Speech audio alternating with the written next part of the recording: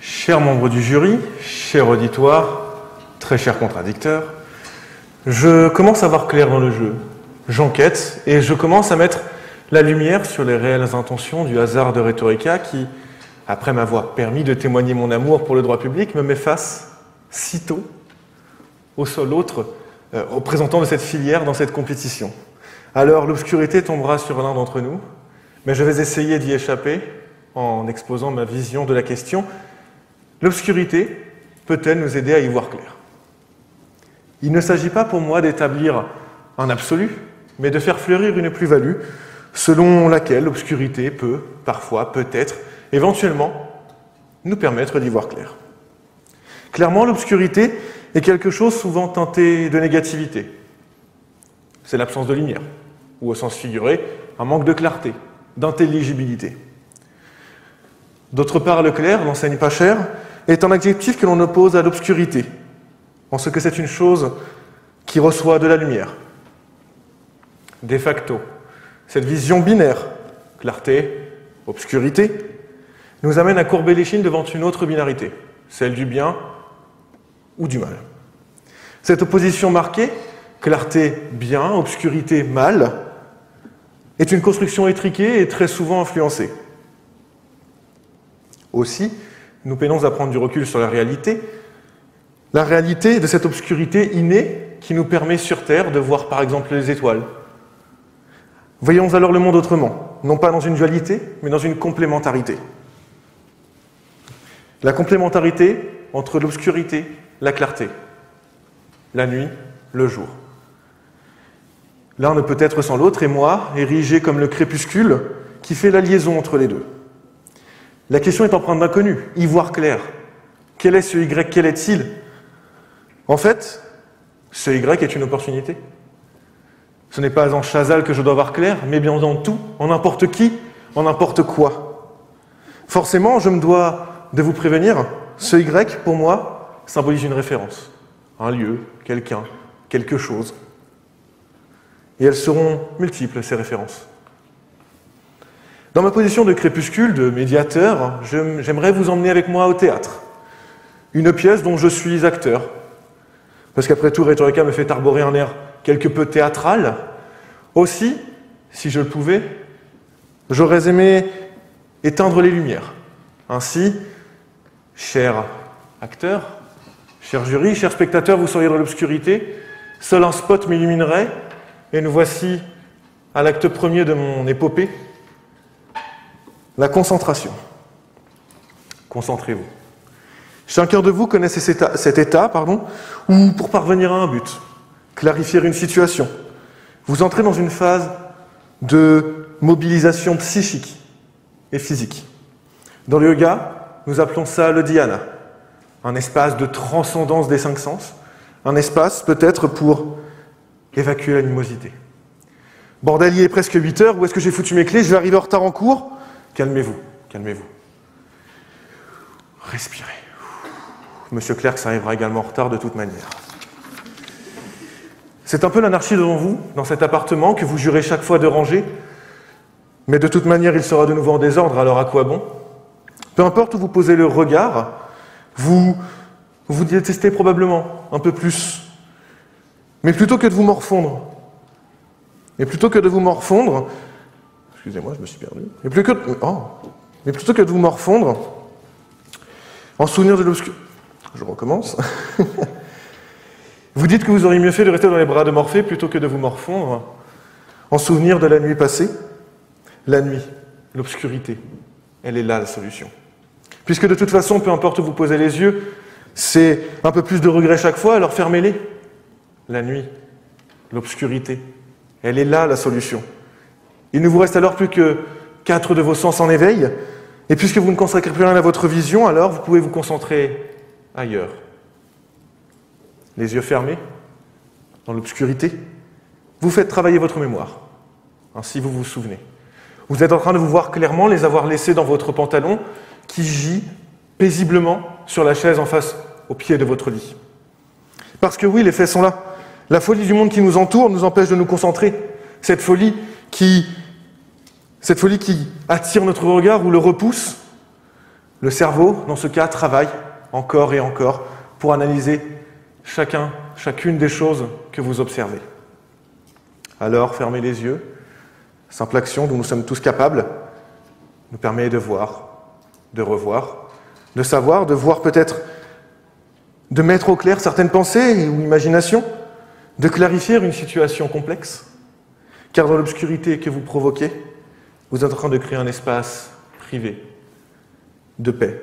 C'est donc dans la paix que s'achève le premier acte, le tour est joué. Changeons de décor pour passer ailleurs et nous voici dans une galerie d'art, jonchée de tableaux du Caravage. Acte 2, le clair-obscur. Cela revient finalement à ce que je disais dans ma grande introduction. Le clair et l'obscurité ne peuvent être l'un sans l'autre, et c'est là l'essence même de l'art que le Caravage maîtrisait. Le jeu entre les ténèbres et la nuit. Dans l'impossibilité de vous projeter une de ses œuvres, ou toutes ses œuvres, je vais tenter, pour celles et ceux qui ne connaissent pas son travail, de vous en faire une brève présentation pour que vous en saisissiez l'émotion. L'idée est simple. Jouez entre les contrastes clairs et obscurs. Il n'est plus question d'un arrière-plan en perspective, mais bien d'avoir un fond sombre, créant souvent une démarcation brutale entre le fond noir et les personnages et leurs accessoires clairs.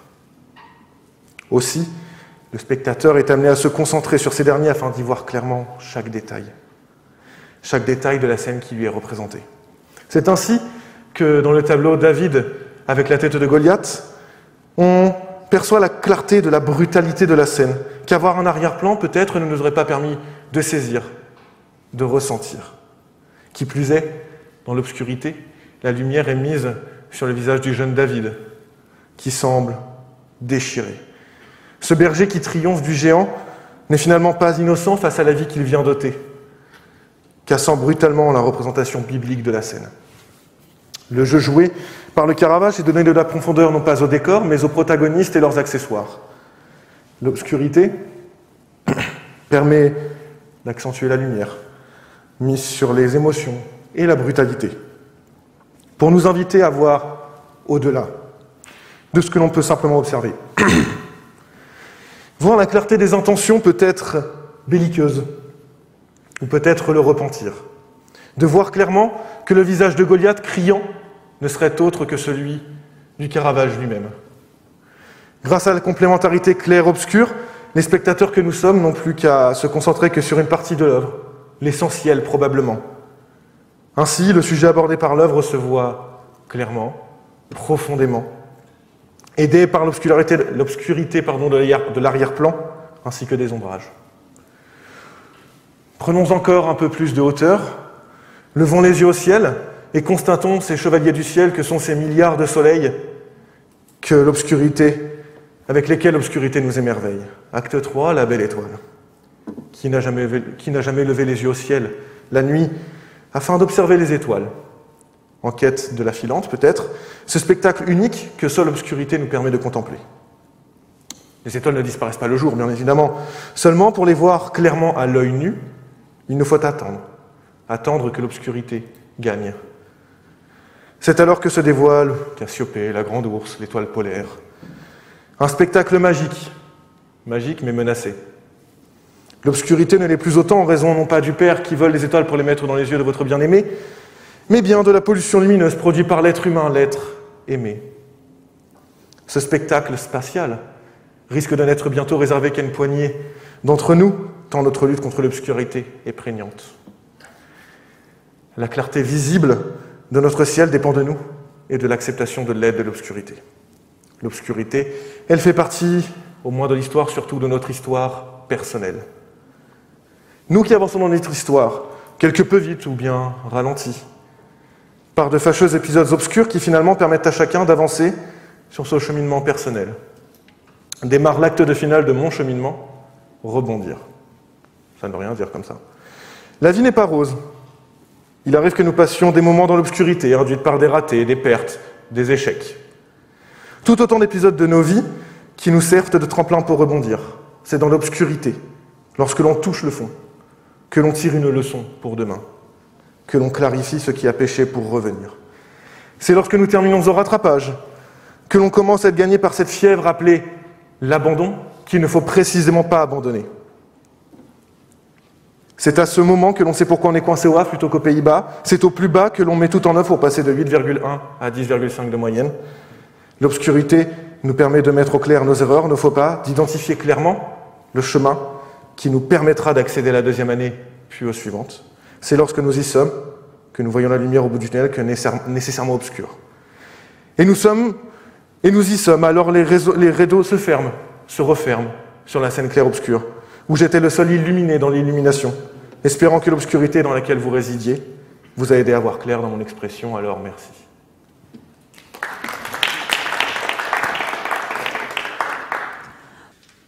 Obscurité. On nous parle d'obscurité. Mais où est-elle? Est-elle là? Non. Est-elle présente parmi nous? Non. Peut-on l'appeler à l'aide? Non. Parle-t-elle? Encore mensonge et demi-vérité. C'est normal, baignés que nous sommes dans la clarté assumée. Pourtant, il s'agit bel et bien de savoir si cette obscurité peut nous aider à y voir plus clair. Peut-être ne peut-elle pas répondre à nos attentes en pleine lumière, mais peut-être cet être de ténèbres, cet être de nuit, peut nous aider. Je ne suis pas convaincu. Cher jury, cher public, aimable contradicteur, je vais vous démontrer aujourd'hui pourquoi l'obscurité ne peut pas nous aider à y voir plus clair. Et cela d'un point de vue concret dans un premier temps et abstrait dans un second.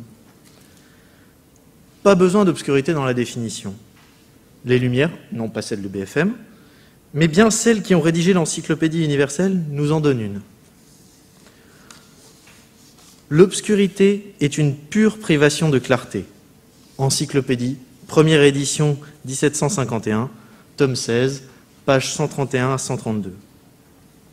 De même le littré. L'obscurité est dans les choses physiques l'état de ce qui est privé de lumière. Et dans les choses intellectuelles ou morales, l'état de ce qui est caché, voilé, inconnu. En ce qui concerne la clarté, c'est ce qui est évident. En effet, la clarté est définie comme étant l'état de ce qui, à l'éclat du jour, est évident, manifeste et aisé à comprendre. Pour comprendre, regardons l'interaction concrète entre cette obscurité et la clarté. Il n'est pas difficile de comprendre que ce qui est privé de clarté ne peut avoir l'éclat du jour. Il s'agit là d'une impossibilité absolue. Un peu, si vous le voulez, comme un Depardieu vegan. Revenons donc à l'obscurité. L'encyclopédie permet la distinction entre trois éléments. La nuit, les ténèbres et l'obscurité. La nuit est la privation du jour, les ténèbres l'opposé de la lumière, et, ainsi que dit précédemment, l'obscurité est la privation de clarté. Ainsi donc, pour revenir sur la nuit, on peut imaginer de voir clair la nuit. Si vous prenez une nuit de pleine lune, vous serez tout à fait capable de voir. Pas aussi bien qu'en plein jour, mais pour ceux et celles qui en ont déjà fait l'expérience, ils pourront confirmer qu'on y voit très bien. Ce n'est donc pas l'obscurité, puisqu'il y a toujours de la clarté, la lune, les étoiles, ou plus simplement la pollution lumineuse. Et oui, cher public, notre plus grand tort, c'est de croire que la nuit n'est pas claire. Et elle l'est pourtant. Cherchez l'obscurité dans nos rues. Je peux vous assurer que vous ne trouverez que des ombres. De même à la campagne. Cherchez donc l'obscurité complète. J'en veux, pour exemple. Monsieur, pouvez-vous me dire où est l'obscurité sur cette table? Je n'en vois pas non plus. Merci.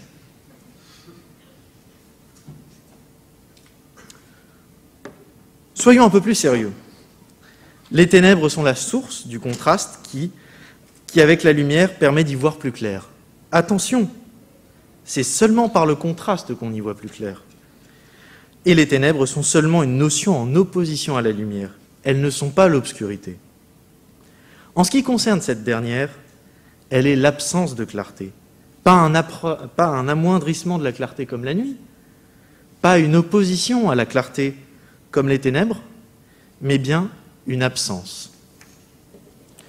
L'exemple parfait est la nuit sans lune en pleine forêt. Si vous avez déjà eu l'occasion de ce genre de nuit, vous savez qu'on n'y voit rien, même pas vous-même. Comprenez-moi bien. Sans clarté, plus de repères. Plus de haut, plus de bas, plus de gauche, plus de droite.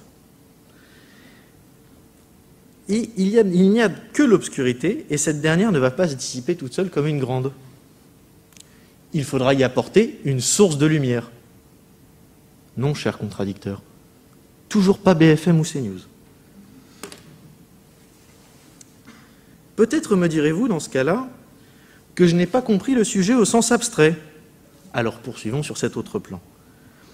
Souvenez-vous, l'obscurité, c'est ce qui est voilé, inconnu, caché.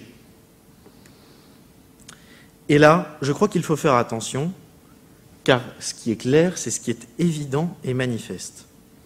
Et donc, pour commencer, on pourrait être tenté de dire que ce qui est inconnu, caché, voilé, lorsqu'il est révélé, permet d'y voir plus clair, permet la compréhension. Et c'est là le piège. Ce qui nous aide à y voir plus clair, ce n'est pas l'obscurité, c'est la transition de l'obscurité à la clarté. Ainsi donc, je disais, c'est la transition et pas l'état des choses qui nous permet d'y voir plus clair. Prenons l'exemple de la foi. Nous avons la foi, si tant est qu'on en est, nous avons la foi parce que nous sommes dans l'obscurité de l'ignorance.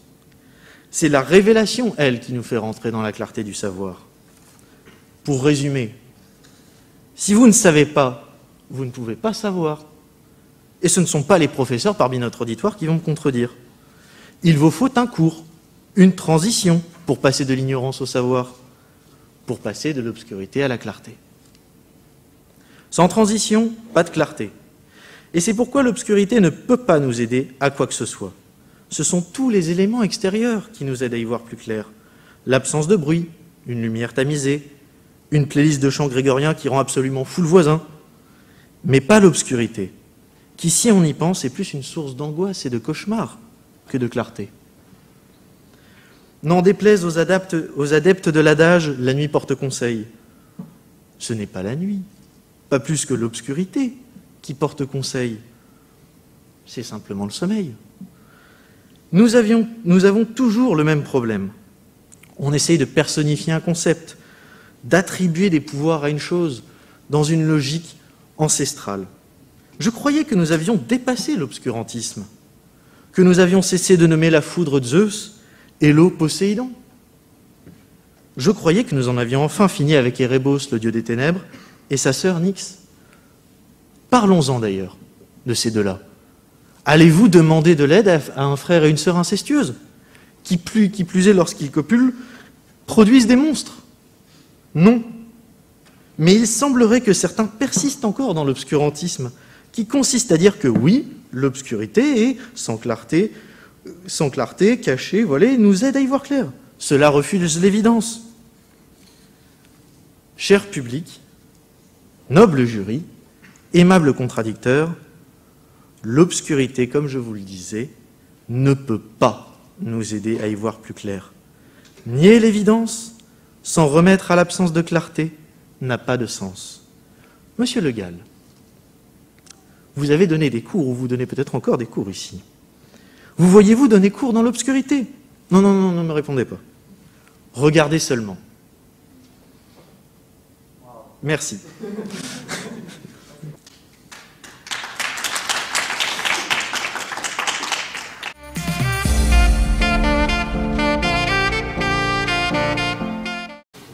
Vous dites, très cher contradicteur, que dans l'obscurité, je ne peux appeler à l'aide. Je pourrais appeler à l'aide. Je ne ferai pas éteindre les lumières. Moi, je ne ferai pas éteindre les lumières. Mais je pourrais très bien appeler à l'aide, éteindre la lumière, et l'obscurité viendrait à mon secours, me permettrait de venir voler votre feuille. Je triche, certes, mais cela m'aiderait, moi, à savoir ce que vous dites, savoir ce que vous pensez, savoir ce que vous voulez dire contre moi. Je perdrais parce que j'aurais triché, mais ça m'a aidé quand même. Vous opposez beaucoup plus les ténèbres, vous opposez les ténèbres à la lumière. Vous dites que les ténèbres ne sont pas égales à l'obscurité. Je ne suis pas forcément d'accord avec vous. Je ne suis pas forcément d'accord avec vous. Pour moi, c'est bien de l'obscurité dont proviennent les ténèbres. Le Caravage, je reparle du Caravage, mais le Caravage le disait bien lui-même. Il a commencé en faisant du clair-obscur pour finir sur du ténébrisme. Le ténébrisme, les ténèbres sont bien issues de l'obscurité. L'obscurité est la racine de tout.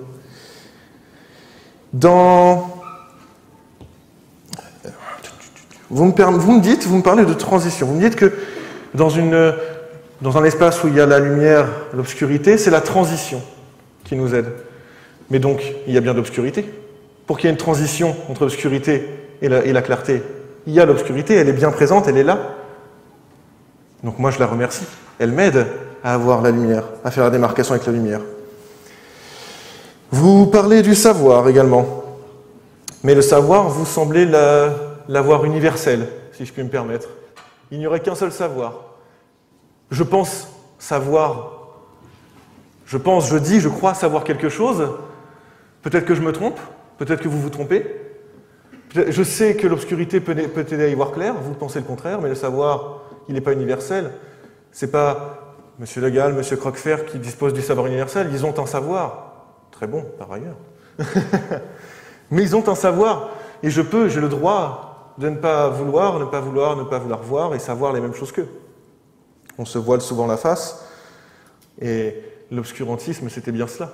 L'obscurantisme en lui-même, c'était bien une époque où on pensait savoir quelque chose. Et d'autres gens sont arrivés, les Lumières dont vous nous parlez, et ont apporté un savoir différent. Pour autant, l'obscurantisme n'a pas disparu. On a bien eu des guerres en Europe, on en a une nouvelle. L'obscurantisme n'a pas disparu, l'obscurantisme nous a permis de l'obscurantisme de notre époque, du XXe siècle, nous a permis de fonder des organisations internationales à vocation de paix, peut-être, d'entraide surtout. C'est bien de l'obscurantisme, et c'est bien ce que je disais, c'est de l'obscurantisme que naissent les plus belles choses, une fois qu'on s'est aidé de l'obscurité pour voir clair dans le jeu. Mais j'ai bien l'impression, quand je vous écoute, que vous ne vous êtes jamais retrouvé au fond du trou. Vous n'avez jamais eu aucun problème. Jamais. Aucun. J'en doute. C'est lorsque vous avez touché cette obscurité, comme lorsque je le disais, vous êtes arrivé au bout du tunnel, dans l'obscurité de ce tunnel, que vous avez vu la lumière, parce on pouvait la voir, la démarcation, la fameuse transition, et vous avez avancé vers cette lumière, et dans l'obscurité, vous avez vu vos erreurs, ce qui n'a pas fonctionné, et ce qui fonctionnera peut-être mieux la prochaine fois. Vous parlez à M. Le Gall de pouvoir faire court dans l'obscurité. Je n'y vois aucun inconvénient, au contraire, c'est reposant, l'obscurité, c'est calme. Ça nous permettrait d'éviter d'être distrait de notre portable, qui lui fait de la lumière. Ainsi, peut-être qu'on serait plus concentré sur les paroles que sur les images. Qu'en dites-vous? Je ne sais pas. Mais je pense sincèrement, moi, que l'obscurité pourrait m'aider à me concentrer dans les cours. J'ai terminé.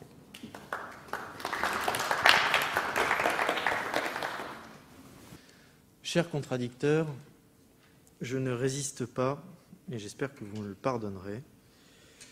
Vous me parlez du savoir, et vous me dites qu'il n'est pas universel, et vous me dites qu'il vient d'une période d'obscurantisme. Mais bien avant cela, bien avant le Moyen-Âge, il y avait un auteur qui parlait du savoir et qui disait qu'en fait, vous ne savez rien, chers contradicteurs, et c'est la seule chose que vous savez. En ce qui concerne ensuite l'obscurité, je crois que nous avons un problème nous tenons trop à nos positions respectives, un peu comme certains dirigeants actuels. Vous continuez à me dire que je vous parle de ténèbres. Eh bien non, non, non, non, non. Et que j'oppose les ténèbres à la clarté. Eh bien, je tiens à vous dire d'abord que l'obscurité, pour moi, est une perte de repère. Ainsi que je vous l'ai expliqué dans ma plaidoirie, l'obscurité ne vous permet pas de vous concentrer. Vous nous parliez de concentration, de respirer, de fermer les yeux, d'avoir la mémoire en fermant les yeux. Eh bien, monsieur, je ne suis pas d'accord. Et pourquoi est-ce que je ne suis pas d'accord? Parce que pour moi, l'obscurité, et pas pour moi seulement, pour ceux qui ont écrit l'encyclopédie, c'est la privation de clarté, la perte de repère. Or, il ne me semble pas que vous soyez déjà noyé, ou que vous soyez déjà dans la nuit absolue. Avez-vous déjà été dans la nuit absolue? Vous ne pouvez pas me répondre, donc la question est vite répondue. Moi, je vais vous dire que non.